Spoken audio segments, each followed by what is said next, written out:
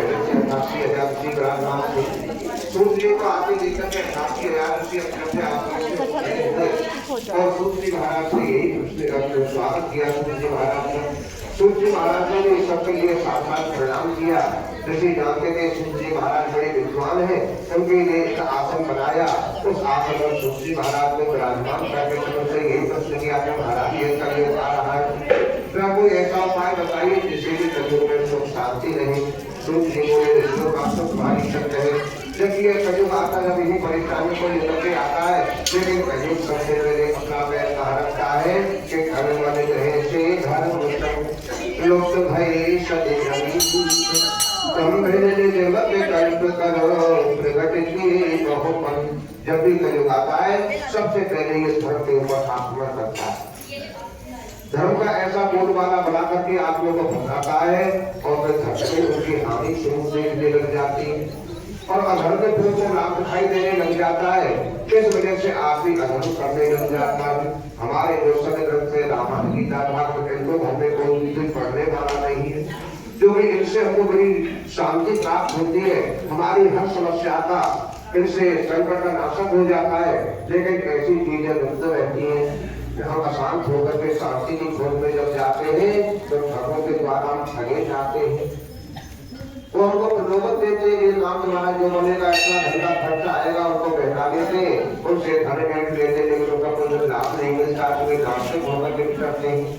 सूर्य जी महाराज बोले ऋषियों, एक समय नारद जी जी लोगों को विचरण करते करते स्मृति लोक में आए। तो स्मृति लोक में आकर के नारद जी ने यहाँ करके क्या देखा कि गेसाम न विज्ञान तपो न दानम ज्ञानम न शीलम गुणो न धर्म ते भक्ति लोके भवभारि भूता मनुष्य रूपेण मृगाक्षरन्ति।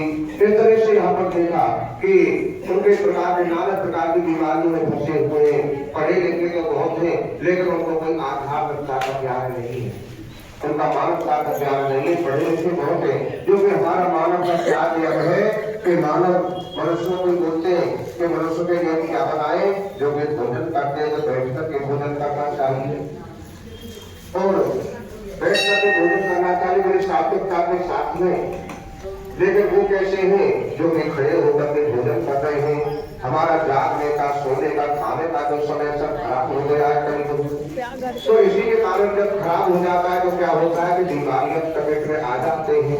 जब हमारे ये नियम खराब हो जाते हैं तो हमारे शरीर के अंदर लोग अपना दिमाग बढ़ा देते हैं और फिर कष्ट पाते रहते हैं।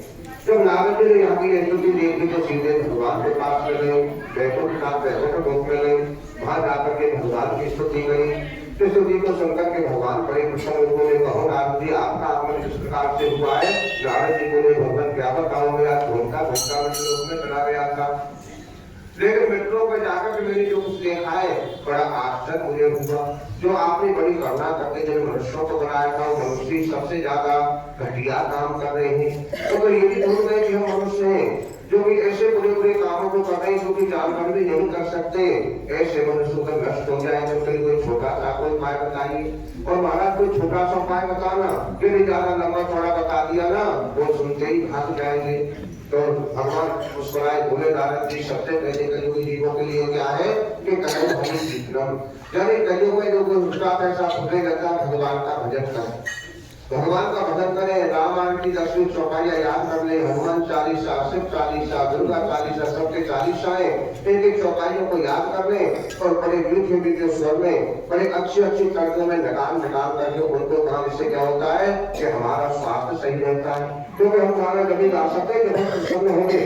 अगर हम प्रसन्न नहीं है हमारे अंदर कोई बीमारी, गाना नहीं खा सकते, गाना गा नहीं सकते, वैसे तो बोल सकते। इसलिए उनको बढ़िया बढ़िया मीठे मीठे स्वर में उनको गुनगुनाते रहिए। उससे क्या होगा कि स्वास्थ्य लाभ होगा। और लेकिन फिर भी तो बिना आधार की कोई वस्तु टिकती नहीं है, उसके लिए आधार भी बताया। जब मन में प्रसन्नता हो, कोई भी शुभ काम हो, बच्चे का नामकरण हो, बच्चे की कोई वर्षगांठ हो, शादी की सालगिरह हो, तो ऐसे अवसर पर ब्राह्मण को बुला करके घर में चौकी सजा करके शादी देवताओं की पूजा कराओ, भगवान सत्यनारायण की पूजा कराओ, भगवान सत्यनारायण की कथा श्रवण करो और है जाकर यज्ञ रूपी एक छोटा सा हवन कर लो। हे नारद जी, इस उसके लिए बताया आटा भून करके घर में प्रसाद बना लो, केले इत्यादि के फल ले लो, दूध सहित शहद का पंचामृत बना करके बड़े भक्ति भाव के साथ में भगवान का भोग लगाओ और भंडारा रूपी प्रसाद वितरण करो। हे नारद जी कहो वैसे सरल काय और कोई नहीं है, क्योंकि संत प्राणी देवा खंडे सत्यनारायण कथायाम प्रथमो अध्याय हरे नमः। बोलो श्री सत्यनारायण भगवान की जय।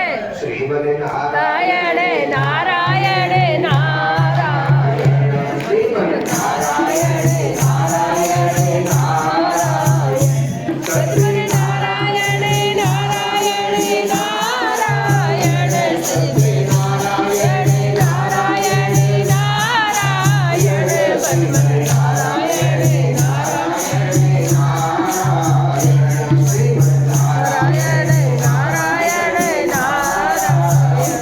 बोलो श्री सत्यनारायण भगवान की जय हो। सूर्य जी बोले हे ऋषियों, मैंने तुमको इस व्रत को बताया को साक्षात नारायण भगवान ने नारद जी के लिए बताया था। बंद नहीं हुई। ऋषि बोले महाराज एक बात तो बताओ, सत्यनारायण भगवान के व्रत को किसी ने अकेले देखा है, किसी की मनोकामना पूरी हुई कर ना हुई। सूर्य जी बोले ऋषि ने सत्यनारायण भगवान के व्रत को श्रद्धा विश्वास के साथ किया है, यानी जैसे भी किया है उसकी मनोकामना अवश्य ही पूरी हुई है। देर सवेर हो जाती है लेकिन मनोकामना अवश्य पूरी हुई है। बता रहे कि सबसे पहले सत्यनारायण भगवान के व्रत को सतानंद काशी नाम की पूरी नगरी में और सतानंद नाम के ब्राह्मण ने किया था। तो बेचारा ब्राह्मण शरीर से बहुत कमजोर था, उसमें कोई कार्य नहीं होता था और किसी चौराहे जगह करके याचक वृत्ति किया करता था। उसको ये नहीं पता है कि जिस पुरी में तू रह रहा है पुरी का महत्व क्या है। ना कभी काशी विश्वनाथ के दर्शन किए, ना गंगा में स्नान किया और कहीं सरोवर मिल जाता वहीं नहा करके चौराहे में बैठ के याचक वृत्ति किया करता था और जो कुछ मिल जाता उसी में उससे कोई बात की गुलामी नहीं होती थी। लेकिन एक बार क्या हुआ, सवेरे शाम तक उसको कोई भी भिक्षा देने वाला नहीं आया तो उस दिन में बड़ा दुखी हुआ और दुखी होकर के उसने भगवान का नाम लिया। लेकिन वो काशी पुरी थी लेकिन स्वयं सिद्ध होते तीर्थ क्षेत्र, उसने एक नाम दिया था भगवान तूने मुझे कैसा मनुष्य का जन्म दिया है, कैसे तो मुझे मुक्ति मिल जाए, कोई अच्छा है। तो उसके सामने भगवान एक व्रत ब्राह्मण का वेश बना करके प्रकट हो गए और बोले ये ब्राह्मण तो यहाँ पर इतना दुखी होकर भी तो बैठा हुआ है, समाज से घरों को जाने में। ब्राह्मण बोला क्या बताऊं, मैं तो भिक्षा के लिए बैठा हुआ था लेकिन आज मुझे कोई भी भिक्षा देने का मैं तो रात को भूखा ही सोऊंगा। इस तरह से जब उसने कही तो बोले एक काम कर, कोई चिंता की बात मत कर। वैसे लोग देखो नवरात्रियों में 9 दिन के व्रत होते हैं, 6 महीने के भी व्रत होते हैं और 8वें दिन भी व्रत आता है, 15 दिन में एकादशी का व्रत आता है। अगर आप तो व्रत कर लेगा तो बहुत आपके पर्व का दिन है और तेरी मनोकामना पूरी होगी। और तू यहाँ बैठा रहता थोड़ा बहुत भगवान का नाम रख लिया था, यदि तू भगवान का नाम ऊपर करेगा तो उसका प्रभाव और दूसरों के ऊपर भी पड़ेगा। इस तरह से उसको बताइए, देखो वो बोला को देने के लिए तो कुछ है नहीं और उपदेश दे रहा है, चलो कोई बात नहीं। उसने मुंह बेकुब करके चला गया, जाकर के जब सो गया। लेकिन भगवान तो बड़े दयालु होते हैं, उन्होंने अपने भक्त के लिए कुछ भी कर सकते हैं। जब उसने रात में सोते हुए उसने सपना किया, सपने में वही बात बताई जो शाम को पेड़ के नीचे बताई थी, लेकिन जो शाम को प्रत्यक्ष रूप में जो बात बताई थी उस पर इतना ध्यान नहीं दिया जितना कि रात्रि के चौथे चलते देखे हुए सपने का उसने सोचा कि प्रातः काल का सपना बड़ा जल्दी सच होने वाला है। तो सोचा की क्रिया से निवृत्त होकर के भगवान का कीर्तन करता हुआ भिक्षा के लिए गया। नारायणं कृष्ण दामोदरं वासुदेवं हरे श्रीधर माधवं गोपे काकल्यं जानकी नायकं रामचंद्रं हरे। जिस तरह से भगवान का कीर्तन करता हुआ जा रहा था तो उसको बहुत सारी भिक्षा प्राप्त हुई। कितनी भिक्षा प्राप्त हो गई जो कभी नहीं मिली थी, क्योंकि भगवान के नाम की शक्ति ऐसी होती है। वो गायन करता जा रहा था, उसको बुला बुला करके दे रही थी। कृष्णा घर हो गया, कभी नहीं मिला था। बल्कि पके पके केले सब सामने लेकर के अपने घर आया और अपने भाई बंधुओं को बुला करके और उसने सत्यनारायण भगवान का पूजन किया। सबने बड़े प्रेम से खूब कीर्तन किया, भगवान का खूब प्रसाद खाया। सूर्य जी बोले ऋषियों, उस ब्राह्मण को भिक्षाई फूलने लग गई और भिक्षा फूलने लग गई तो जहाँ उसकी पूरी फूलने झोंपड़ी के बाद छोटा सा घर भी बना लिया और बड़े ठाट बाट के साथ में रहने लग गया। सो ऋषि बोले महाराज ब्राह्मण के बाप है, इस व्रत को किसी ने क्या बोले लकड़हारे ने किया है। लकड़हारा जंगल से लकड़ी काट कर दे रहा था और बेचता, जब उसको भी कोई लाभ नहीं हो रहा था उसने भी ब्राह्मण से पूछ करके सत्यनारायण भगवान के व्रत को दिया, तो उसके भी अच्छे दिन आ गए और बड़ी सुख शांति के साथ में रहने लग गया। इति स्कंदपुराणे नीलाखंडे सत्यनारायण व्रत कथायाम द्वितीयो अध्याय हरे नमः। बोलो श्री सत्यनारायण भगवान की जय। गोविंद जय जय जय गोपाल जय जय गोविंद जय जय गोपाल जय जय राधा रमण हरि गोविंद जय जय राधा रमण हरि गोविंद जय जय गोविंद जय जय गोपाल जय जय गोविंद जय जय गोपाल जय जय राधा रमण हरि गोविंद जय जय। बोलो श्री सत्यनारायण भगवान की जय। सूत जी बोले हे ऋषियों, मैं तुमको एक ब्राह्मण की कथा सुनाई, लकड़हारे की कथा सुनाई, ऐसी बात नहीं है। सत्यनारायण भगवान के व्रत को ऊंची जाति वालों ने किया है, नीची जाति वालों ने किया है, या व्यापारियों ने मजदूरों ने किया है। अरे सत्यनारायण भगवान के व्रत को तो बड़े बड़े राजा महाराजाओं ने किया है। अब तक जो कथा सुनाई थी, बेचारा उच्च जाति से ब्राह्मण है लेकिन भिक्षा मांग रहा है, और जो लकड़हारा नीच जाति शूद्र है लेकिन बेचारा मजदूरी कर रहा है। ऐसी बात नहीं है। अरे सत्यनारायण भगवान के व्रत को तो बड़े बड़े राजा महाराजाओं ने किया है, बड़े बड़े बिजनेसमैन व्यापारियों ने भी किया है। अब बता रहे थे उनका मुख नाम से राजा थे, वो राजा बड़े सत्यवादी थे और अपने देवताओं को पितरों को मानने वाले थे। एक बार में अपने पितरों का श्राद्ध कर रहे थे, तो राजा ने अपने पितरों का श्राद्ध किया जो कुछ वस्तु के अर्पण करके, और जब भगवान पितरों का ध्यान करता आंख बंद करके, तो उसके पितरों से रोते हुए दिखाई देते। राजा को बड़ी चिंता हुई, राजा बने रहा, लेकिन राजा ने पितरों से पूछा, हे पितरों तुम क्यों बोले हो, क्या कारण है, क्या मेरी पूजा में कोई कमी रह गई है? तो उसके पितर बोले, राजन हम तुम्हारी पूजा से तो बड़े प्रसन्न है, लेकिन तुम्हारी पूजा में कोई कमी नहीं है। हमको चिंता सता रही है कि तुम भी हमारे कुल में अकेले थे, अब तुम्हारे कोई पुत्र नहीं है, और तुम्हारी बात में हमारे कुल में हमको कोई जल देने वाला नहीं रहेगा, हम तो लड़का ही चले जाएंगे। राजा को बड़ी चिंता हुई। राजा बोला, हे पितरों में को उपाय भी तो नहीं जानता, मैं क्या करूं? पितर बोले, राजन तुम तब करो, तब के द्वारा सब कुछ प्राप्त हो जाता है। राजा अपने महलों में आया, अपने महलों में आकर करके राजपाट को मंत्रियों को सौंप करके, और कुछ समय के लिए रानी को साथ लेकर के भद्रशीला नाम की नदी थी, उस नदी के किनारे पर जो भी कोई जब तक किया जाता था बड़ा जल्दी शुद्ध होता था। उसके दोनों किनारे बड़े अच्छे थे और फल वाले वृक्षों से लदे हुए थे, तो राजा रानी दोनों नदी में स्नान करते और फलों का ही आहार करते, और फल वाले वृक्ष से नीचे बैठ करके भगवान का जप किया करते थे कि देवकी सुत गोविंदम वासुदेव जगतपते देहि में चलम कृष्णम त्वामं शरणं गतः। इस तरह से भगवान का जप किया करते थे। तो वहां पर वो जप कर रहे थे, तो एक साधु नाम का वैश्य था जो दूसरे प्रांतों में व्यापार के लिए जाता था। उसने नदी का अच्छा किनारा देखा, फलों से लगे हुए पेड़ देखे, अपने नाव को वहीं रोक करके उसने सौदारी क्रिया से निकल स्नान करके संध्या वंदन करके फल लेने के लिए पेड़ों के नीचे गया। तो हम उसने राजा रानी को तप करते हुए देखा, और जाकर के तप करते देखकर बोला, हे राजन तुम इतने भक्ति भाव के साथ में कौन से देवता को पूजन कर रहे हो, और इसके पूजन करने से किस फल की प्राप्ति होगी?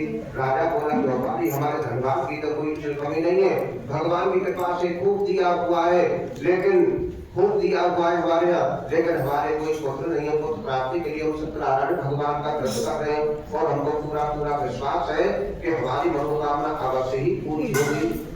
इस तरह के साधु नाम का गैस बोला, राजन आप इसकी विधि मुझे भी बता दीजिए, तो मेरे भी घर में कोई संतान नहीं है, मैं भी इस व्रत को करूंगा। तो राजा ने बड़ी प्रसन्नता के साथ में व्रत का उपाय बताया, व्रत के नियम बताए। साधु नाम का गैस सुनकर के बड़ा प्रसन्न हुआ, और व्यापार से निवृत्त होकर के अपने घर आकर अपने गृहस्थी लीलावती से बोला, हे प्रिय एक उल्का नाम के राजा से ऐसा सुनकर के आया, वो संतान देने वाला है, और जब हमारे घर में संतान हो जाएगी तो हम भी सत्यनारायण भगवान का व्रत करेंगे। उसने जब प्रकार से कहा, वो प्रसन्न तुम्हारी लीलावती भगवान का ध्यान करने लगी। भगवान की कृपा से वो गर्भवती हुई। 10वें महीना में एक सुंदर कन्या को जन्म दिया। पहली संतान कन्या हुई, उसके बाद में पुत्र हुए। लेकिन जब कन्या को उसने कहा कि हे स्वामी, घर में संतान तो हुई गई है, आप सत्यनारायण भगवान का व्रत कर करोगे? बोले कोई बात नहीं, कन्याएं तो हुई है, अरे इसकी और भी संस्कार करने, जब इसका विवाह संस्कार करेंगे, जब सत्यनारायण भगवान का व्रत कर लेंगे, एक पद दो खाते हो जाएंगे। यूं कहकर के चौपाल के लिए चला गया। कुछ सालों के बाद में जब परसों के सामने जब चौपाल से लौट कर गया तो अपने कन्या को सयानी देखा, क्योंकि पहले छोटी आयु में विवाह कर दिया करते थे। तो साधु नाम के वेश ने और ब्राह्मणों को साथ में उनको बुला करके और अपने कन्या के लिए व्रत बोलने के लिए भेजा।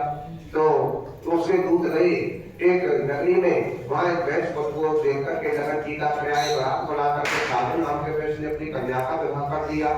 लेकिन जो सत्यनारायण भगवान का व्रत था, उस व्रत को करना फिर भी भूल गया और अपने जामाता को साथ लेकर के व्यापार के लिए चला गया। एक राजा थे चंद्रकेतु, उस राजा के राज में व्यापार कर रहे थे। उस राजा के राज का नियंत्रण पर चोर डाकू नहीं थे, घरों में द्वारपाल भी नहीं लगा करते थे, खुले रहते थे। वहाँ क्या हुआ कि उस राजा के राज में चोरी हो गई, और चोरी भी किसी साधारण व्यक्ति के घर में, राजा के राज महल में चोरी हुई, जहाँ की सब प्रबंध था। दो चोर हैं, राजा के खजाने में से कुछ धन को निकाल रहे हैं। राजा के सिपाही वहां देखने के लिए पहुंचे कि समय धन की आवश्यकता पड़ गई, लेकिन चोरों के हाथ में जितना धन था उसे लेकर के भाग खड़े हुए। उनके पीछे राजा के सिपाही भी भागे। राजा के सिपाही भागे, सिपाही समझते कि तो चोर हमारे प्रांत से नहीं दूसरे प्रांत से आए हुए हैं। चोर बड़े चालाक निकले, जहाँ दोनों सफर जमाई अपने धन को रख करके आराम से सोए हुए थे, वहां जाकर के उनके धन के ऊपर चोरी का धन रख दिया और रफू चक्कर हो गए। राजा के सिपाहियों ने जाकर के उनको जगाया। राजा के सिपाहियों ने अपना धन पहचान लिया, राजा का धन ये है, उसके नीचे और भी धन रखा हुआ है। उनको जगा के पूछा, तुम चोरी करते हो? हम चोरी नहीं, हम तो व्यापारी हो। अच्छा व्यापार करते हो? रात रात में राजा ने कितनी चोरियां की, कितना धन इकट्ठा कर लिया है। उन्होंने खूब सफाई पेश करी, लेकिन उनकी एक बात भी नहीं मानी गई। उन दोनों को पकड़ लाए, धन को भी उठा लाए, धन को राजकोष में जमा कर दिया और उनको बांध करके बहादुर के कारागार में डाल दिया। वहां तो स्थिति हुई। और घर पर क्या हो जाओ कि लीलावती कलावती रहती थी, उनके घर में भी चोर घुस गई। जितना धनवान था सब धनवान को चोर चुरा ले गए। बेचारी लीलावती कलावती भूखों मरने लगी। अब तो कई दिन भूखे हो गए, तो कलावती कन्या एक दिन किसी घर से को उधार लेने के लिए गई, लेकिन संयोग से वहां सत्यनारायण भगवान की कथा हो रही थी। वहां कथा हो रही थी तो और भी बैठे हुए बेचारी कथा सुनने के लिए बैठ गई। और जब कथा पूरी हुई, भगवान की आरती हुई, भोग लगाया, प्रसाद ग्रहण हुआ, तो उसने भी प्रसाद खाया। कई दिन की भूख भी थी और अपनी माँ के लिए प्रसाद लेकर के जब घर पहुंची तो उसकी माँ बोली, बेटी तू कहाँ गई थी? तुम्हारे घर में कैसा प्रसाद आया?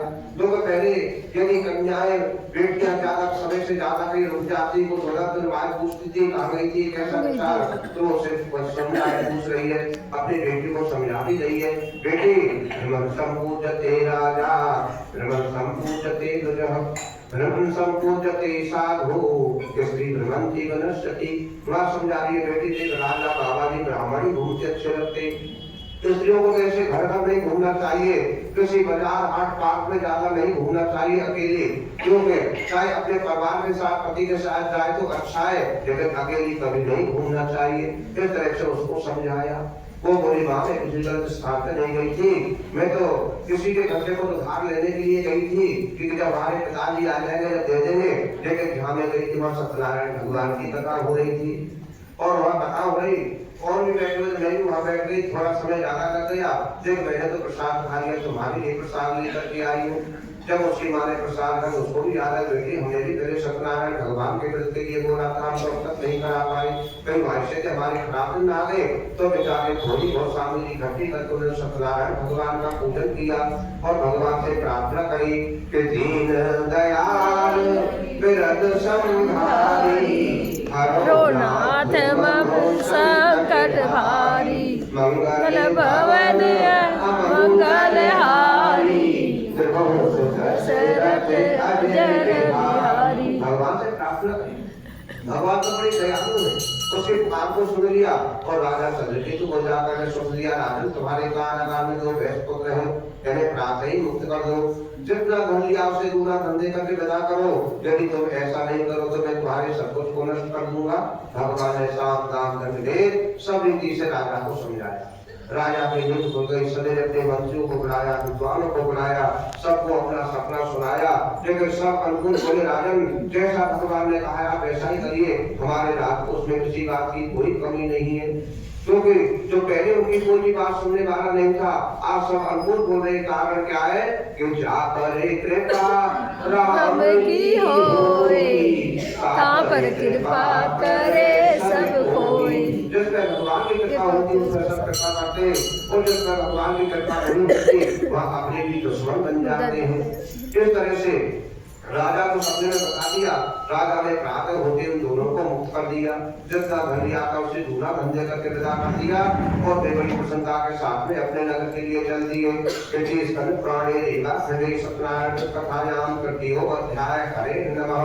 बोलो श्री सत्यनारायण भगवान की जय, ब्रह्मा की जय, जय विष्णु की जय, जय ब्रह्मा की जय, जय विष्णु की जय, जय उमापति शिव शंकर की जय, जय उमापति शिव शंकर की जय, जय गोविंद जय, जय गोपाल जय, जय गोविंद जय, जय गोपाल जय, जय राधा रमण हरि गोविंद जय, जय राधा रमण हरि गोविंद जय, जय बोलो श्री सत्यनारायण भगवान की जय। सूत जी बोले हे ऋषियों, जब वो दोनों सफल जमाई कारागार से मुक्त हो गए, जितना धन, क्योंकि राजा ने जितना धन उनके पास में था उसका धन तो चोर रखे टेबल तो उसको चोर ही बना गए,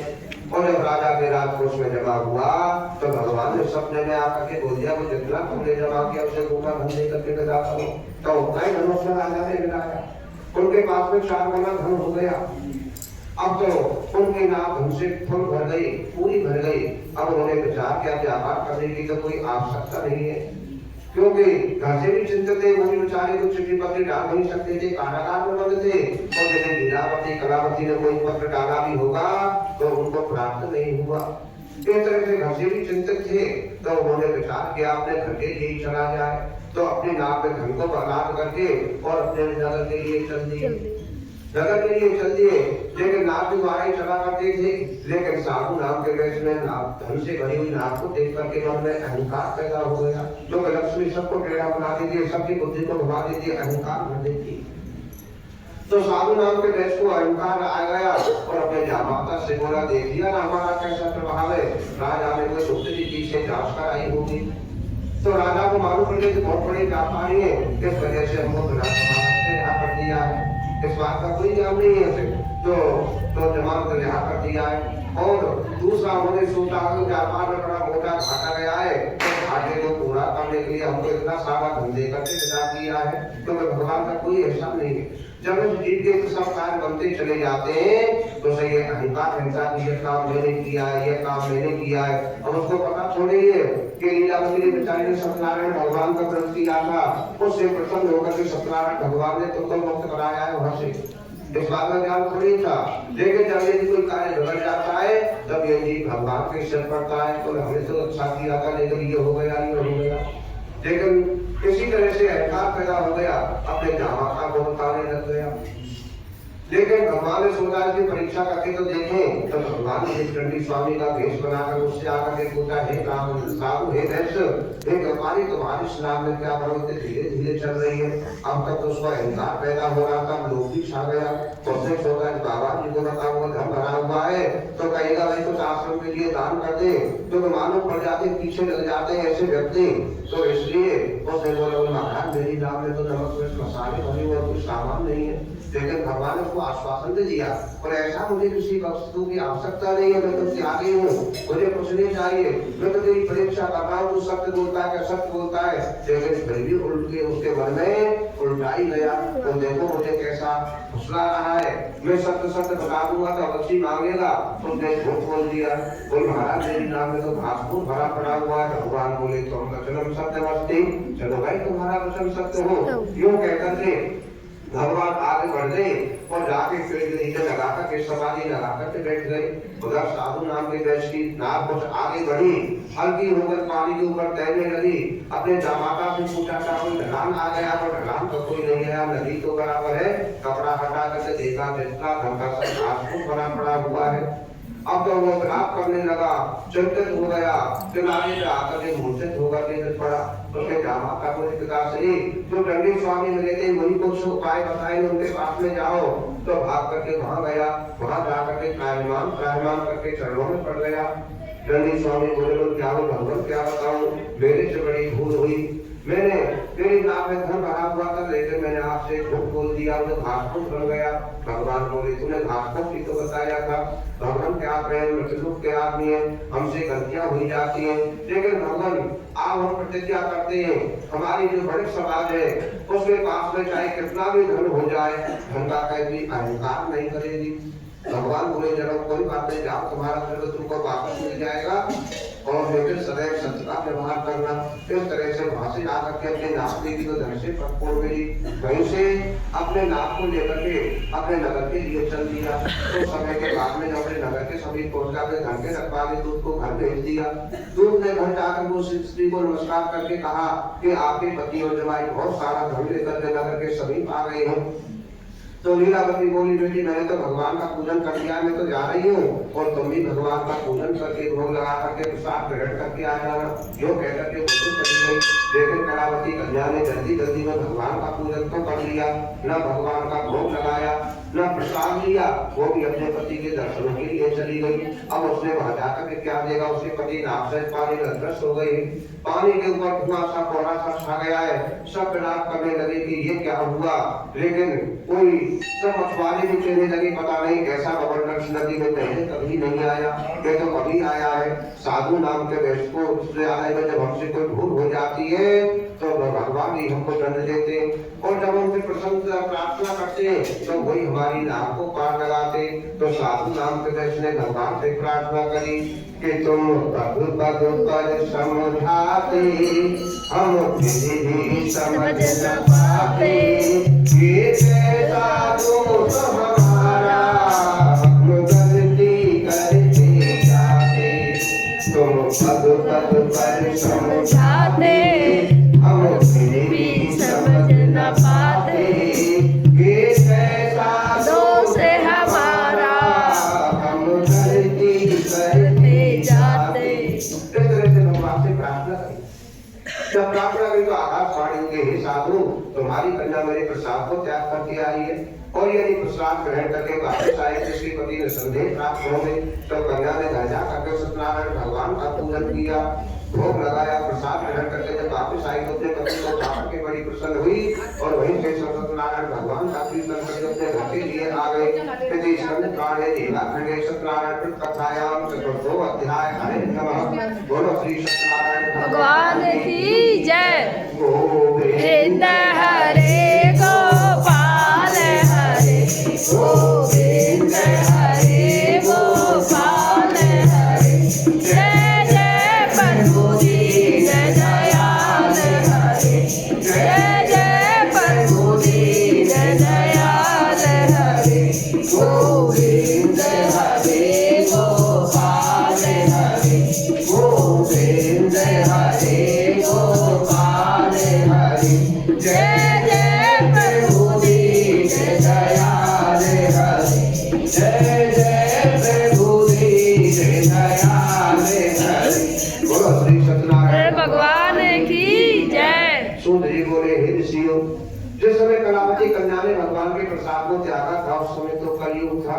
कलयुग में तो बहुत ऐसे पापी हो जाएंगे जो कि भगवान के प्रसाद से नहीं लेंगे, और लेंगे भी तो चार बात सुनाएंगे, हमको ये अलग अलग करके दो, हमको ये अलग अलग करके दो। यानी भगवान के प्रसाद को, जो भगवान का प्रसाद बना करके खाया जाता है, जो वस्तु मिला करके खाई जाती है उसके महत्व को नहीं समझते। जब घर में दुल्हन आती है उसको पहले दाल चावल दिए जाते हैं, खिचड़ी खिलाई, वो दाल चावल क्यों दिए जाते हैं?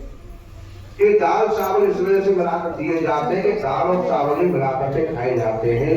ये दूसरे कुल से आइए, इस कुल में इसको मिलकर के रहना पड़ेगा।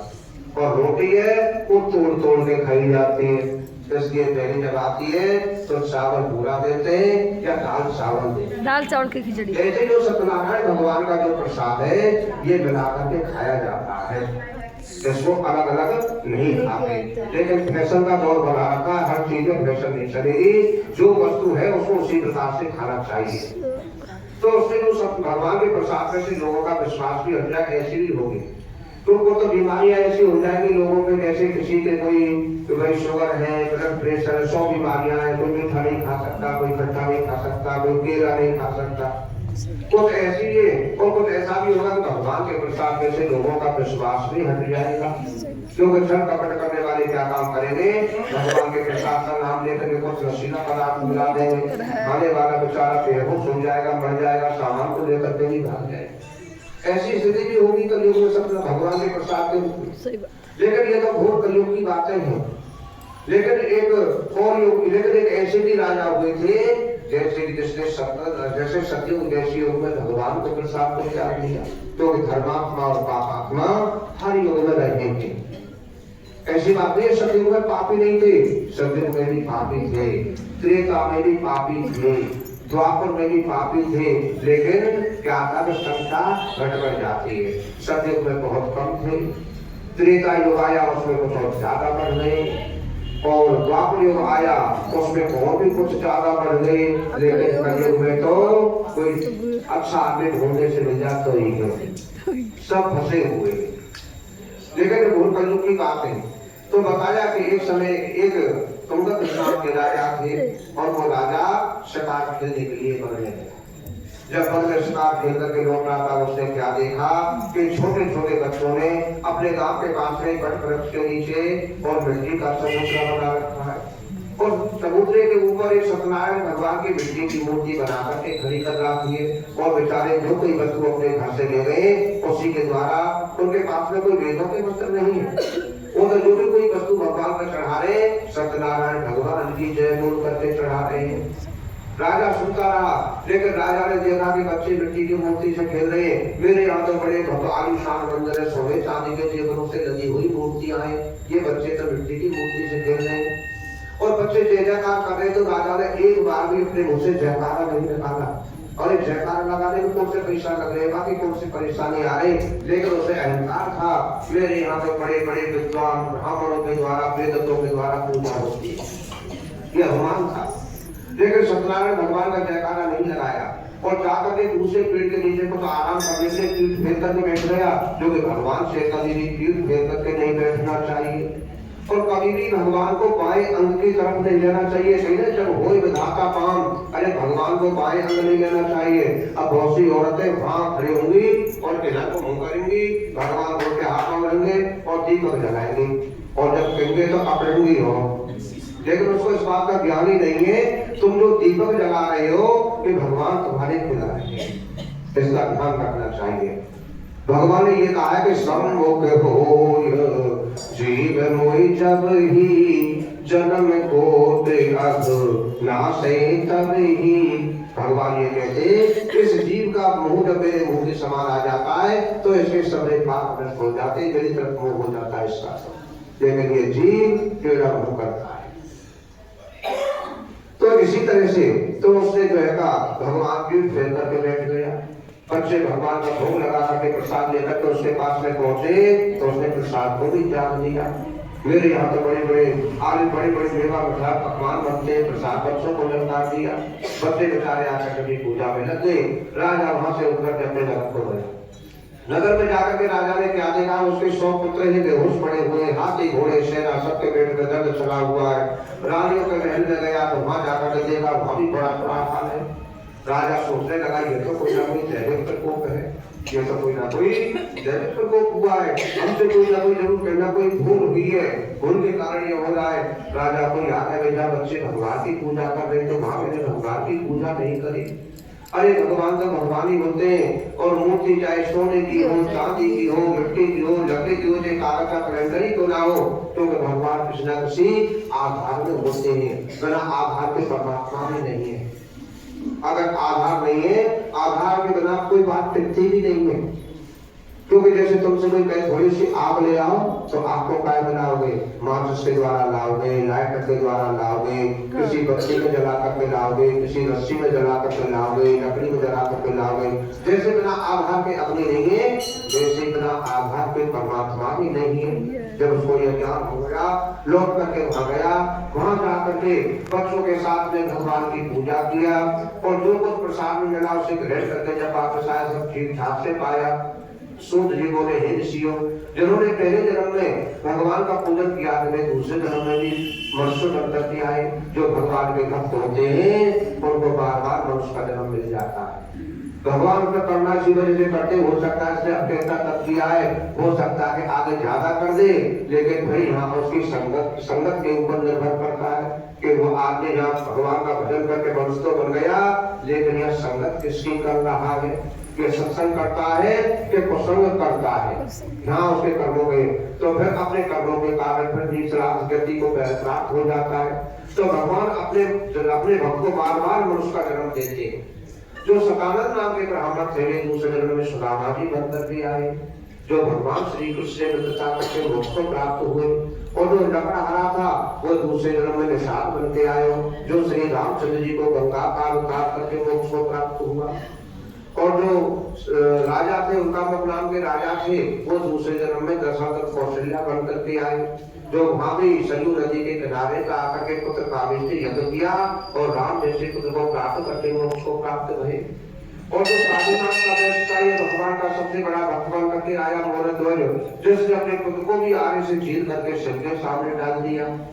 भगवान ने प्रसन्न होकर उसके पुत्र को भी जीवित किया और अपना प्राण रूप के दर्शन भी कराए और बोले बन मोरध्वज को वरदान मांग। तो मोरध्वज ने वरदान में क्या मांगा कि साई इतना दीजिए जामे कुटुंब समाए, मैं भी भूखा ना रहूं, मेरा साधु भूखा जाए। तो भगवान आप साधु बनकर के मेरे घर पे आए थे, आपने भोजन की याचना करी, तो आप जैसे साधु भी कभी मेरे घर से भूखे ना जाए और ज्यादा की आवश्यकता नहीं है, इतना ही काफी है। और जो तुंगध्वज नाम के राजा थे, जिन्होंने भगवान के प्रसाद को त्याग दिया, दूसरे जन्म में वो स्वयं मनुष्य से आए। इन्होंने अपनी संपूर्ण प्रजा को भगवान के परम दृष्टा भक्त बना के मोक्ष को प्राप्त किया। स्कंद पुराणे एकाखंडे सत्यनारायण कथायां पंचमो अध्याय हरे नमः।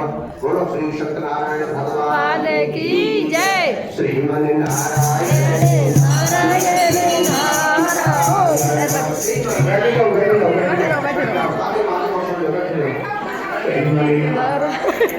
सारी बात ली रे नारायण नारायण श्री नारायण माता की जय। बोलो श्री सत्यनारायण भगवान की जय हो। सत्यनारायण भगवान की कथा संपूर्ण सभी सुने भाई, बहुत अच्छी लगेगी।